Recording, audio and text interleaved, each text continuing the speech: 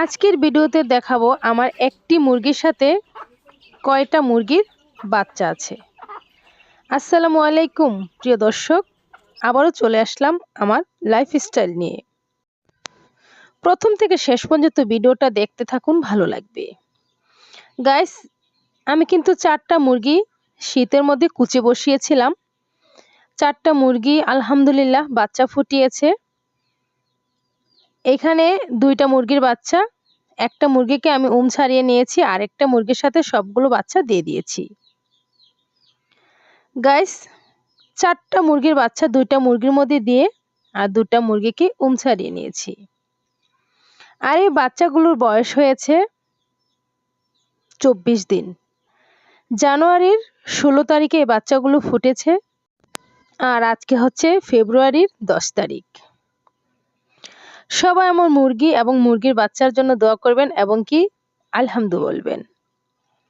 Guys, আমি কিন্তু আমার মুরগির বাচ্চাগুলোকে শীতের মধ্যে ধান, চাল এবং কি ভাত খাওয়াইনি।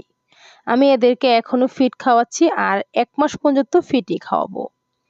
পরে অন্যান্য খাবার দিব, তবে ভাত আর চাল খাওয়ানো যাবে না। ভাত আর চাল খাওয়ালে কিন্তু দ্রুত মুরগির রোগবালা আসে, আর আমরা কিন্তু সহজে কেউ চাই না যে আমাদের মুরগিগুলো অসুস্থ হোক, কারণ যে কোনো জিনিসই কিন্তু মানুষের শখের থাকে। যেমন আমার হাঁস মুরগিগুলো কিন্তু আমার অনেক শখের, তার জন্য এদেরকে আমি খুবই যত্ন করি এবং কি খুব ভালোবাসি।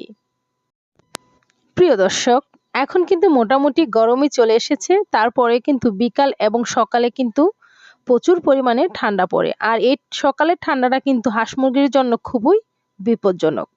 আমি কিন্তু এখনো 8টা-9টার আগে মুরগিগুলো ছাড়ি না, কারণ একটু দেরি করে ছাড়লে কিন্তু রৌদ্র ওঠে, আর মুরগির গায়ে রৌদ্র লাগলে আর ঠান্ডায় আক্রমণ করতে পারে না।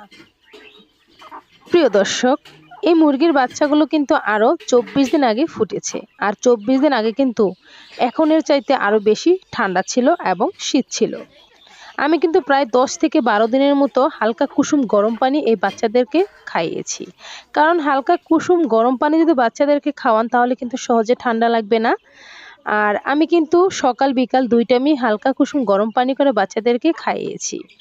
আর 10 দিন বয়স থেকে আমি এখন পর্যন্ত জিঙ্ক খাওয়াচ্ছি, কারণ জিঙ্ক খাওয়ালে মুরগির শরীর গরম থাকে এবং কি রোগ প্রতিরোধ ক্ষমতা ভালো থাকে, এদের খাবার রুচি ভালো থাকে এবং কি মুরগির পালকগুলো দেখতে অনেক সুন্দর হয়।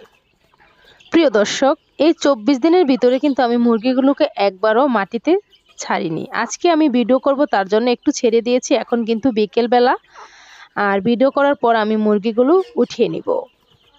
একটু নিয়মকানুন মেনে যদি লালন পালন করা হয় তাহলে কিন্তু একটি মুরগি এবং মুরগির বাচ্চা কিছু হবে না। আলহামদুলিল্লাহ, ইনশাল্লাহ আল্লাহ ভালো রাখবে।